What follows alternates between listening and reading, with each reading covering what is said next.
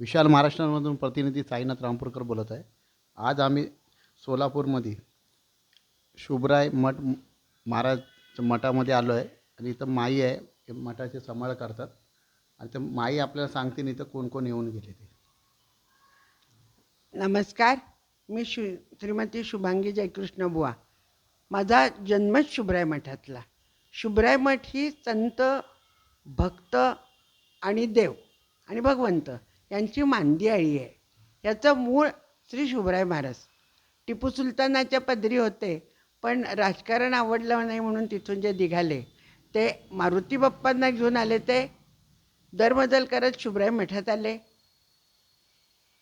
त्यांच्या भक्तीला बोलून विठुराया जो वालुकामय आहे, दोन माळूच्या काही चिटकत नाहीत खरं तर, असे वालुकामय विठुराया मठात आषाढी एकादशी 1785 साली आले.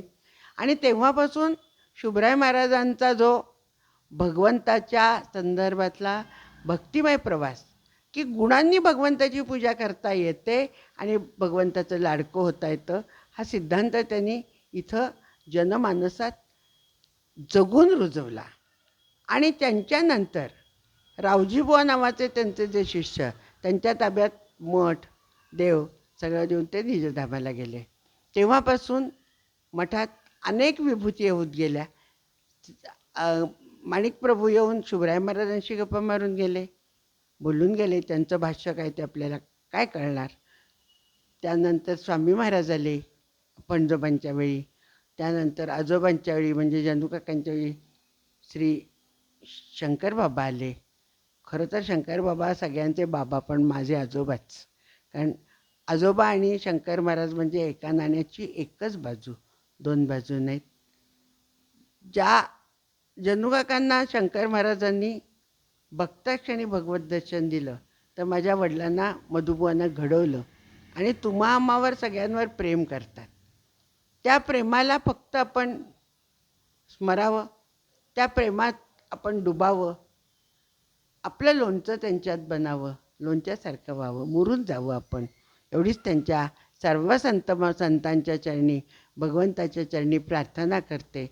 सगळे सोलापूरला या असं सांगते, कारण हे तुमचं माहेर आहे शुभराय मठ. इथं नक्की 2 दिवस राहता येतं. मनातलं व्यावहारिक आणि पारमार्थिक गप्पा मारता येतात. इथं गणपती बाप्पा आहे, राम आहे, कृष्ण आहेत, कोण नाही, सगळे आहेत. मग यांची पूजाही करता येते आणि आपल्या मनातलं पण सगळं करता येतं. त्यामुळे माहेरी या, शुभराय मठात राहा आणि भक्तीचा आस्वाद घेत परत आम्ही इथंच राहायला येऊ असं निश्चितपणे सांगून तुम्ही परत जाणार अशी मी तुम्हाला ग्वाही देते. जय शंकर. मी ऐकलं आहे तुमच्या वडिलांच्या वरती शंकर महाराजांनी साडी घालून प्रदान करून नृत्य केलेलं आहे, ते त्याच्याबद्दल थोडं सांगा. आत्ताच दुर्गाष्टमी झाली. त्या दुर्गाष्टमीच्या दिवशी शंकर महाराज मठात होते. सगळ्या छोट्या मुलींना वाड्यातल्या त्यांनी न्हायला घातलं आणि ज्या भगिनी होत्या त्यांच्याकडून न्हावून घेतलं, उपवास केला, मठात आलेल्यांशी गप्पा मारल्या. 5 वाजता आमच्या आजोबांच्या बहीण इथं राहत होत्या, विठाबाई. त्यांना म्हणल्या पैठणी द्या. त्यांची पैठणी नेसली. आजीला म्हणाले दागिना दे. दागिने घातले आणि थिरकत जे मठात आले ते थिरकता वडिलांना पालथं घातलं आणि त्यांच्या वाठीवर नाचायला, नृत्य करायला सुरुवात केली. 2.5-3 तास शंकर महाराज वडिलांच्या पाठीवर नृत्य करत होते. सगळे हादरले होते, आता पुढं काय बघायचं. पण सगळं संपल्यानंतर फुलारी दादांनी ज्यावेळेस मधुबुवांना विचारलं, काय मधुबुवा कसं काय, एका छान आवाजात त्यांनी उत्तर दिलं, उत्तम. कदाचित मला असं वाटतं त्यावेळेस शुभरायसुद्धा विठुरायासाठी नृत्यच करत असतील. त्यामुळे दोन्ही नृत्यांचे आस्वाद विठुराया घेत होता. त्याच्यामुळे मधुबुवांना काहीच झालं नाही आणि ते अत्यानंदात होते. पाठीवर नृत्य करता करता पाठ सावरली आणि जीवन सावरलं असंच म्हणावं लागेल. या या गोष्टीला किती वर्ष झाले? काय माहीत नाही. म्हणजे जुना आहे याच्यामध्ये. जुनं आहे. मग इथला ॲड्रेस काय ते लोकांना येण्यासाठी तुम्ही जरा सांगा. काय इथला पत्ता.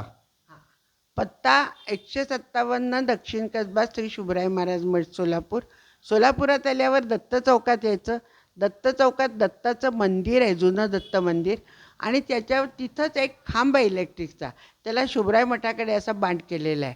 त्याच्याजवळच एक गुलमोहराचं झाड आहे, तिथंही शुभराय मठ लिहिलं आहे.